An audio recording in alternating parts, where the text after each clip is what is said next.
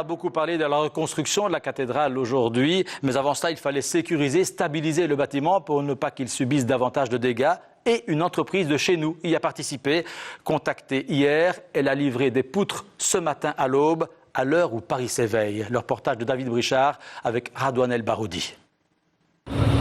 Dans le ciel au-dessus de Notre-Dame, une poutre de bois de 20 mètres de long et d'1,20 m de hauteur.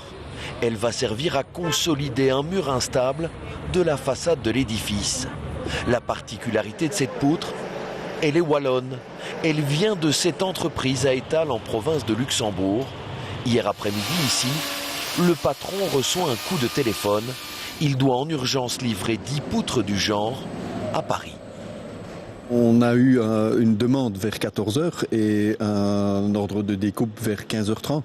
L'idée a été de détourner de leur destination des poutres qui étaient prêtes pour un autre client et de les redécouper aux mesures précises demandées par Paris.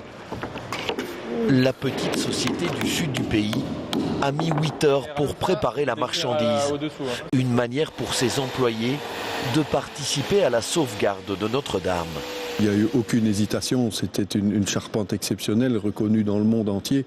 C'est un grand malheur et il faut éviter que les problèmes continuent et qu'il y ait d'autres accidents. C'est quoi, une fierté évidemment de participer peut-être à ce sauvetage? Bien sûr, c'est une fierté et un devoir. À 6 heures ce matin, le chargement très attendu arrive à la cathédrale Notre-Dame de Paris. Patrick Van Orenbeek a roulé une bonne partie de cette nuit pour accomplir la mission. Escorté par plusieurs motards des forces de l'ordre, le convoi était très long et il fallait éviter les embûches qui auraient pu retarder la livraison. Ça fait un convoi qui fait 25 mètres. Ça s'est passé très bien, mais avec beaucoup de préparation, autant en bureau qu'avec les autorités et la police. Le trajet s'est passé très bien, mais très tôt pour éviter les premiers embouteillages.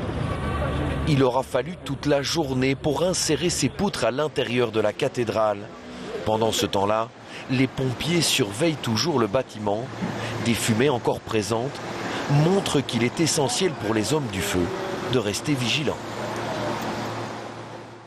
La